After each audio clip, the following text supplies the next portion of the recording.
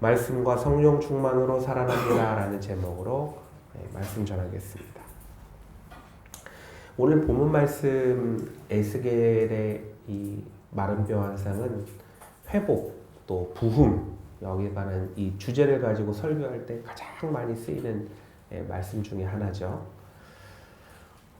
죽은 지 얼마나 오래되었는지 이제 뼈만 남았는데요. 이 뼈에 무엇 하나 붙은 거 없이 심히 말라버린 이 뼈들이 서로 연결이 되고 그 위에 힘줄이 생기고 살이 오르고 그 위에 이제 가죽이 덮입니다. 그리고 생기가 더해지자 살아나서 극히 큰 군대가 된다는 이 말씀은 그야말로 죽음이 생명으로 역전되는 놀라운 회복과 부흥의 말씀이죠. 자, 근데 이 말씀에서 포로 생활하고 있는 이스라엘이 왜 마른 뼈로 표현됐을까 이렇게 생각해 보면 11절에서 12절까지의 말씀을 이렇게 쭉 종합해 볼 때 절대로 고향 땅으로 돌아갈 수 없을 것이라고 생각했기 때문에 이 모든 소망이 끊어진 상태가 마른 뼈로 표현됐구나라는 것을 알게 됩니다. 이스라엘이 멸망하고 바벨론 1차 포로 기한이 이루어지기까지 이제 48년이라는 이제 시간이 걸렸는데요. 이스라엘은 타지에서 포로 생활하기로 아주 유명하지 않습니까? 애굽에서는 430년을 생활을 했습니다.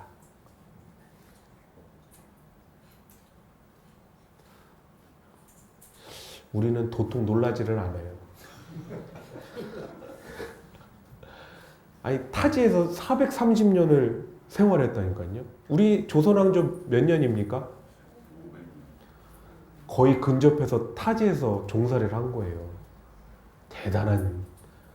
대단합니다. 광야에서 몇 년 살았을까요? 40년. 이야, 430년 살았다고 40년은 이제 시간 같지 않잖아요. 바벨론에서 몇 년 있었다고요? 48년. 이야, 대단합니다. 우리나라가요, 일제치하에서 35년간 지배를 받습니다. 많은 사람이 이리저리 막 끌려가긴 했는데요. 그렇다고 우리나라 전원이 일본으로 다 끌려가서 종살이한 건 아니지 않습니까?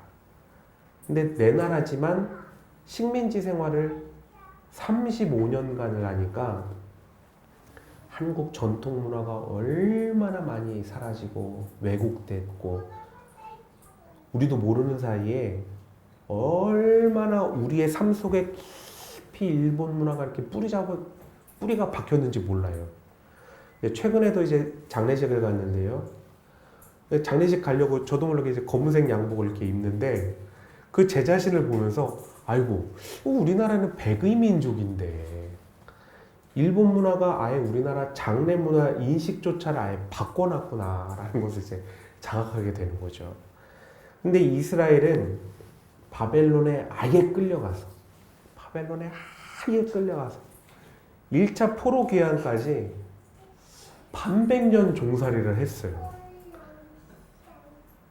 근데 광야 생활 40년 하는 동안 이제 출애굽한 1세대들이 이제 거의 사망했듯이 100년 포로 생활을 했으니까 젊거나 어릴 때 끌려온 사람 빼놓고는 거의 다 이제 사망한 상태 아니겠습니까? 그럼 보십시오. 바벨론 포로 생활 첫 해 태어난 아이들 몇 살 됐겠습니까? 48살이 됐어요. 이제 근 50살이 된 거죠. 그럼 바벨론은 그들에게 어느 땅일까요? 외국 땅일까요? 50년 살았는데? 바벨론은 외국 땅이라기보다는 그들의 삶의 터전이고 이제 고향 땅이 된 거죠. 그렇다면 이러한 이스라엘에게 있어서 진정한 회복과 부흥은 과연 무엇이라고 생각하십니까? 우리가 가지고 생각하듯이 고향 땅 이스라엘로 돌아가는 걸까요? 한 번도 가본 적이 없는, 내가 이미 50년을 살았는데 이스라엘 땅으로 돌아가는 게 내 꿈이다, 그렇게 생각했을까요? 아니면 지금 터잡고 살아가는 바벨론에서 이젠 여기서 잘 먹고 잘 살아야겠다, 이 생각을 가졌을까요? 여러분은 어떻게 생각하십니까? 이스라엘에서의 삶의 기억과 또 추억이 있는, 이제 그 당시에는 이제 극노인이셨겠죠. 극노인들은 고향 땅으로 돌아가는 것이 회복이고 부흥이겠지만, 아예 바벨론에서 태어나고 자란 이 세대들에게 있어서는 이스라엘로 돌아가는 것은 이 노년의 세대와는 전혀 다른 의미라는 거죠.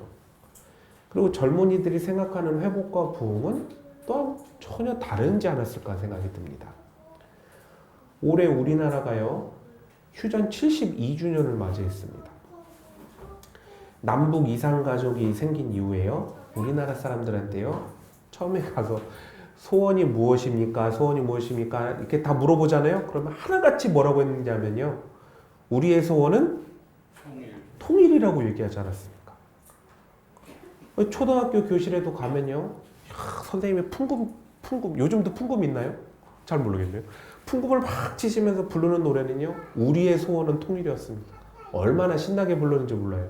그런데요, 요즘 1년에 한 번이라도 여러분 통일이라는 노래 불러보신 적 있으십니까? 아마 다원이는 우리의 소원 통일이라는 노래 모르지 않을까 싶습니다. 그래서 소원이, 다원이의 소원은 뭐예요? 작은 누나인데요. 예, 다원이도 통일이라고 답변하지 않을 겁니다. 남과 북의 이산 가족이 되셨던 어르신들이 이제 거의 다 돌아가셨기 때문에 현재 사람들은 북한이 우리와 하나라고 생각을 거의 하지 않아요. 그리고 현재 사람들은 통일이 되어 뭐 같이 잘 먹고 잘 사는 게 이제 뭐 우리의 소원이다, 이런 생각도 거의 갖지 않습니다. 대신 지금 이 순간 내가 사는 이곳에서 어떻게 잘 먹고 잘 살 것인가, 이걸 생각하지 않겠습니까? 그렇다면 반백년간 바벨론 포로 생활을 한 이 바벨론에 살고 있는 이스라엘 사람들은 물론 과거에는 뼈아픈 희생과 엄청난 아픔 가운데 끌려오긴 했지만, 지금은 어쨌든 세계의 중심인 그 바벨론 땅 한가운데 자리 잡고 살아가고 있는 거 아니겠습니까? 그럼 이들이 생각하는 회복과 부흥은 이방 땅이지만, 이제는 외국인이고 압제받는 종의 어떤 그런 신분이 아니라 내가 태어나고 자란 이 바벨론 땅에서 아주 당당하게 한 인간으로서 존중받고 인정받고 살아가는 것, 그것이 회복이라고 생각하고, 또 바벨론 땅의 원주인들보다 그들을 압도하며 더 잘 먹고 잘 살아가고 더 높은 관직에도 올라가고 더 높은 명예를 얻는 것, 그것을 부흥이라고 생각하지 않았을까 싶습니다. 그리고 이 새로운 세대에게 이스라엘로 이제 너희는 다시 돌아가십시오, 이스라엘로 다시 돌아가십시오 라고 말하는 것은 회복의 영광과 과거의 영화를 찾는 그런 의미이기도 하지만, 완전히 황폐해버리고 상종 못할 질 낮은 사람들이 거기에 가득 차 있고 흉폭하고 낯선 이방인들이 아주 득식을 거리고 먹고 살 길도 아주 막막한 먼 이방 땅으로 가는, 먼 지방으로 좌천되는 그런 느낌으로 다가오지 않았을까 싶습니다. 일이 이런데 누가 이스라엘로 돌아가려고 했을까요? 그래서 실제 1차 포로기한데 돌아간 인원은 우리가 몽창 다 돌아간 거라고 생각하지만 기록되기를 42,360명밖에 가지 않았습니다. 얼마 안 간 거예요. 이스라엘이 멸망하고 끌려온 세대는 1차 포로기한 당시 거의 다 사망하고, 바벨론에서 태어난 세대들은 바벨론에서 정착하고자 하는데 실제적으로 고향으로 돌아가고 싶은 자도, 고향으로 돌아가고 싶은 마음도 이제 거의 다 이제 소멸해 가는 거죠. 그리고 나날이 돌아갈 수 없도록 현실이 더 만들어져 가고 있는 거예요. 그야말로 모든 소망이 말라버린 마른 뼈 그 자체가 아닐까 싶습니다. 자, 그런데요, 이스라엘이 어차피 바벨론으로 삶의 터전이 옮겨지지 않았습니까? 그러면 세계의 중심인 바벨론에서 더 강력한 제국을 건설하기를 꿈꾸지 왜 꼭 이스라엘 땅으로 돌아가야만 할까요? 사실 실제 포로 귀환 숫자를 보면 드러나지만 바벨론에서 태어난 포로 세대는 이스라엘로 그렇게 돌아가고 싶어 하지 않았습니다. 하지만 그럼에도 불구하고 이스라엘로 돌아가는 일은 꼭 이루어져야만 하는데요. 왜냐하면 이스라엘이라는 이 나라 자체가 하나님을 모신 신정국가이면서 하나님을 통해서 자신들의 정체성이 확립되기 때문에 그런데요. 하나님을 모시는 성전이 반드시 지어져야만 해요. 이스라엘은. 그런데 이 성전은 바벨론에는 질 수가 없어요. 아무리 멋있고 아무리 크게 진다고 해도요. 바벨론에는 성전을 질 수가 없어요. 반드시 하나님께서 지정하신 예루살렘에만 지어져야 합니다. 그래서 설령 자신들은 돌아가지 않을지언정 예루살렘 수복과 성전 건설은 반드시 이루어져야 된다는 거죠. 하지만 포로 생활을 오래 할수록 상황과 여건이 돌아갈수록 돌아가기 좋아지는 것이 아니라 점점점 더 나빠지는 거예요. 보십시오. 포로로 끌고 온 왕의 후손이 이제 다음 세대 왕이 서고 설수록 그 어떤 왕이 돌아가도록 도와주겠습니까? 도와줄 왕이 어디 있겠어요? 그리고 바벨론에 힘있고 능력 있는 대신들도 종으로 부리면 부렸지 누가 돌아가도록 도와주겠습니까? 더야 도와줄 사람은 하나도 없는데요. 방해하고 안 되도록 할 사람은 더 많이 늘어나는 거예요. 시간이 지날수록 이스라엘은 바벨론에서 자리를 잡아가는데요. 그렇다면 떠나온 이스라엘 땅에는 어떻겠습니까?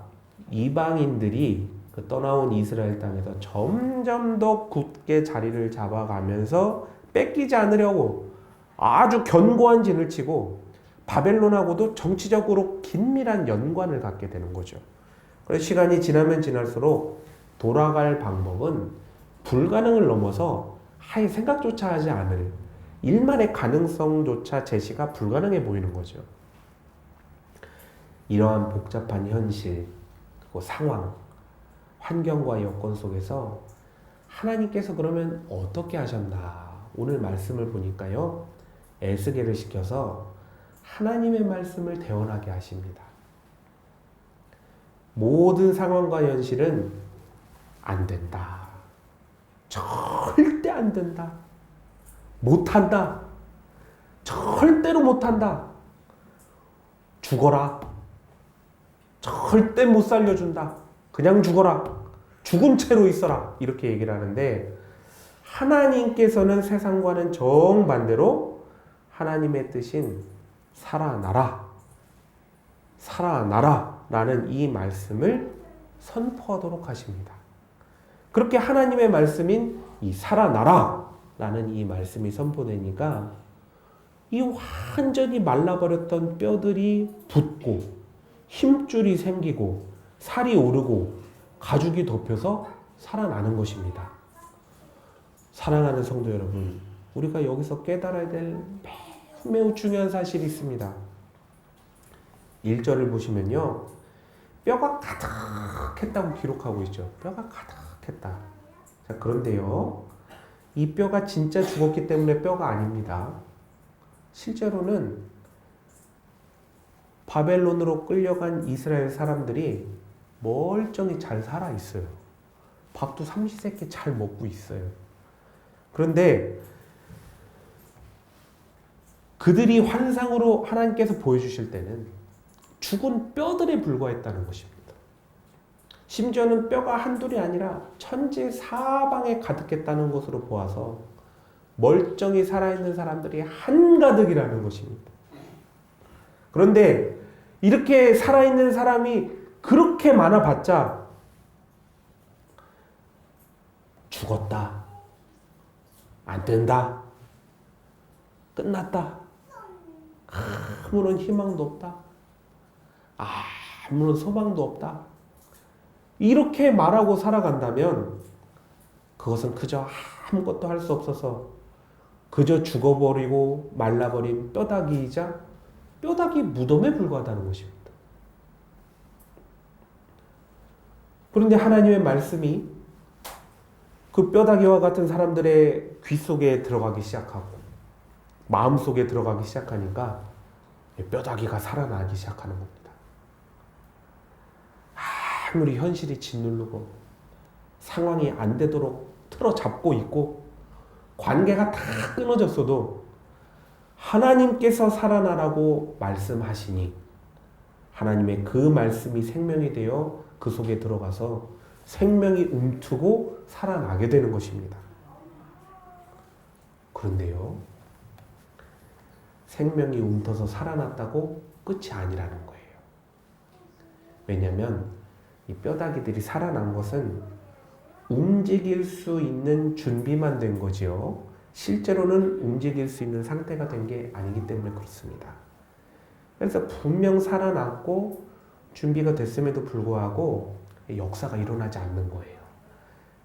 그래서 살아난 뼈가 역동적으로 움직여서 역사를 이루려면 무엇이 필요하냐? 바로 생기가 들어가야 된다는 것입니다. 생기. 이 생기가 뭐냐면요, 바로 성령님입니다. 성령님께서 임재하셔서 성령님의 역사하심이 일어나야 되는 것이죠. 많은 사람들이 이 단계에서 실패하고 넘어져요.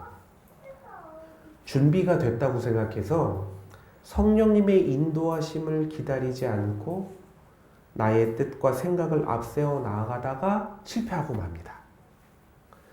성령님께서 사용하시고 성령님께서 역사하실 때 그때 불과 같은 능력의 역사와 부흥의 역사가 일어나는 것이지, 아무리 준비가 잘 되고 아무리 완벽한 조건이 갖추어 있다 하더라도 성령님께서 역사하지 않으시면 아무런 역사가 일어나지 않는다는 거예요.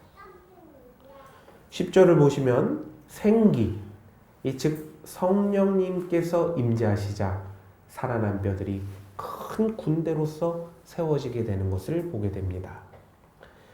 반백년의 시간 동안 이스라엘은 바벨론에서 포로 생활하면서 돌아갈 수 없는 상황과 여건이 됐고, 돌아가려는 소망도 약해지고 실제로 돌아가려고도 하지 않는 세대가 되어서 마른 뼈와 같이 되었지만, 하나님의 말씀이 계속적으로 선포됨으로 인해서 고국으로 돌아갈 수 있는 소망이 끊이지 않을 수 있었고, 또 결국에는 하나님의 때가 되자 마른 뼈가 연합하여 살아나듯 고국으로 돌아갈 준비가 되었다는 것입니다.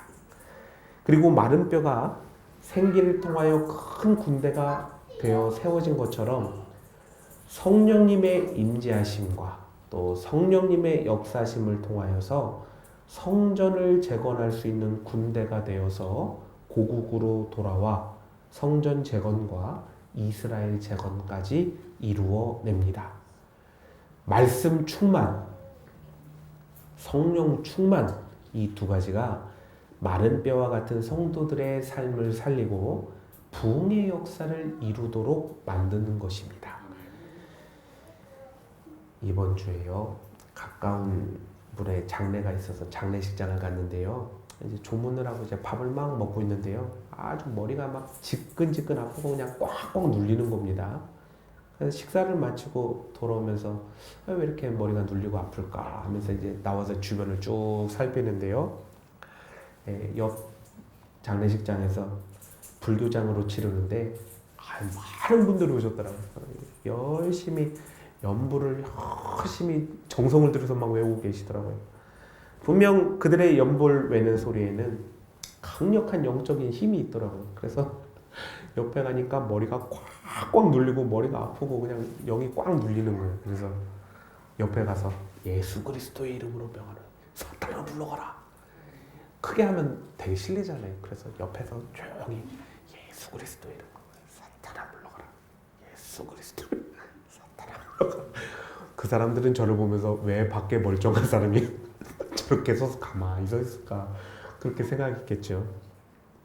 그래서 예수 그리스도의 이름으로 악한 영들을 막 혼자 물리치고 있는데 그 순간 저희 마음에 이런 깨달음을 주시는 것입니다. 하다못해 염불을 외도 이렇게 영적인 영향력이 발휘가 되는데 하나님의 말씀을 듣고 하나님의 말씀이 이루어지길 예수 그리스도의 이름으로 선포하고 기도하고 찬양하면 이 얼마나 강력한 권세와 영향력이 우리에게서 뻗어나가겠는가. 이걸 깨닫게 해주시더라고요. 말씀을 깊이 읽고 묵상하면 그 말씀을 많이 들으면 들을수록 놀라운 생명의 역사가 나의 안에서 일어난다는 것입니다. 죽어가는 자가 주님께서 주시는 소망과 희망을 얻게 되고 주 안에서 새로운 꿈을 꾸게 되는 거지요. 참된 생명의 소망과 회복 그리고 부흥에 대해서 자꾸만 소망을 하게 됩니다. 하나님의 말씀을 듣잖아요. 그러면 자꾸만 소망이 생겨요. 그리고 기도하며 성령 충만을 구하면 성령님께서 강력하게 임재하시면서 그 성령 충만의 권세를 나타내시며 성령님의 역사를 이루어 가십니다. 지혜가 샘솟고요. 능력이 샘솟고요. 말문이 막 터져요. 길이 열리고요. 연합의 역사가 일어나고요. 사랑과 용서의 역사가 일어나고 마귀와 사단이 쫓겨나가는 역사가 반드시 일어납니다. 막힌 일들이 주 안에서 활짝활짝 열리게 되고요. 불가능한 일들이 주 안에서 해결되는 큰 역사가 일어납니다. 그때 말씀 충만, 성령 충만의 역사가 가장 강력하게 일어나는 때가 언제일까요? 바로 예배 아니겠습니까? 예배 드릴 때 말씀과 기도, 찬양과 경배가 함께하면서 놀라운 은혜를 내려주시고 하나님의 뜻을 깨닫게 되고 세상을 이기고 나아갈 강력한 힘과 권세를 내려주시는 것이지요. 그래서 예배는 곧 나의 힘이고 영적인 권세이고 예배 드리기를 우리는 힘써야 합니다. 주일 성수만 꼭 해야 된다는 얘기가 아니고요. 삶의 모든 자리에서 그리고 나의 가정에서 이 강력한 예배의 권세와 찬양의 소리와 성경 말씀 읽는 소리가 퍼져나가서 이 강력한 영적인 권세가 흘러나가야 되지 않겠습니까? 그런데 말씀 충만, 성령 충만에 앞서 중요한 한 가지 사실을 우리는 절대 잊어서는 안 됩니다. 그것은 하나님의 뜻을 향해 온전한 방향을 설정해야 된다는 것이죠. 에스겔의 마른 뼈 환상의 시작인 이 1절을 보시면 그의 영, 즉 성령님께서 마른 뼈의 환상을 보도록 에스겔을 인도해 나가시는 곳에서 시작하는 것을 보게 됩니다. 따라서 에스겔의 마른 뼈 환상은 하나님께로부터 시작해서 하나님에 의해 모든 것이 마무리되는 이 모든 것을 보게 되는데요. 에스겔을 통하여 보여주시는 이 놀라운 마른 뼈의 환상은 모든 것이 하나님 뜻대로 나아가야 한다. 모든 것이 주 안에 있어야 된다라는 것이 바로 전제가 되어 있습니다. 그런데 이 놀라운 하나님의 계획을 듣고 어떻게 의심하지 않을 수 있고 어떻게 이 놀라운 인도하심을 의심하지 않고 따라갈 수 있겠습니까?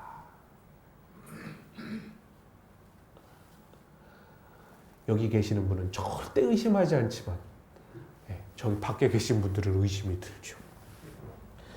그래서 의심하지 않으려면 어떻게 되냐? 의심이 들 때마다 우리는 의심을 더 깊게 묵상하는 게 아니라 말씀을 가까이 하며 말씀을 묵상하며 읽어야 합니다. 그리고 하나님께서 정하신 뜻이 나의 소망이 되고 비전이 될 수 있도록 날마다 성령 충만을 구하며 나가야 되는 것이죠. 하나님의 역사하심이 나라는 통로와 도구를 통하여 일어날 수 있도록 성령님 충만히 임재하여 주시옵소서. 성령님 저를 주관하여 주시고 임재하여 주시고 저를 통하여 역사하여 주시옵소서. 우리는 날마다 기도하며 깨어 있어야 할 줄 압니다. 그렇다면 사랑하는 성도 여러분, 우리 모두가 해야 할 일이 무엇이겠습니까? 하나님 말씀 깊이 읽고 묵상하고 기도하고 간구하고 날마다 기도 생활 충실히 해나가는 이 일은 우리가 반드시 해야 할 일이자 날마다 쉬지 않고 해야 될 일인 줄 압니다. 하나님께서는 마른 뼈와 같은 이스라엘을 향해 살리시고 또 부흥시키시는 뜻을 가지셨고 이를 통해 이루셨듯이 바로 나에게도 나를 살리시고 나를 부흥시키시려는 것이 바로 하나님의 뜻이라는 것입니다. 그래서 우리 모두는 예배를 세우고 말씀을 사랑하여 묵상하고 기도에 힘써 성령님의 역사하심을 따라 나아가야만 합니다.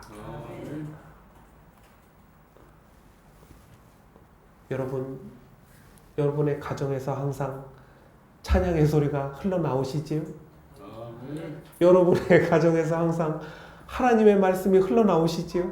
네, 맞습니다. KBS, MBC, JTBC, SBS만 소리가 나오면 안 됩니다. 우리 집 가정에는 하나님의 말씀 읽는 소리, 아름다운 그 소리, 하나님을 찬양하는 그 아름다운 소리가 항상 흘러나오는데 얼마나 성령님의 강력하신 역사심이 흘러가시겠습니까? 에스겔을 통하여 보여주셨듯이 마른 뼈를 살려내시고 큰 군대로 세우셨듯이 바로 하나님께서는 우리의 삶을 살리시고 성령님께서 나를 강력한 군대로 세우셔서 생명의 역사를 이루어 가실 것입니다. 이 놀라운 은혜의 역사가 바로 말씀을 사랑하고 묵상하고 성령 충만을 구하고 그 성령 충만의 역사심을 따라가는 바로 나의 삶 속에 베풀어지는 것입니다. 이 하나님의 복과 은혜가 함께 하시길 예수님의 이름으로 축복합니다.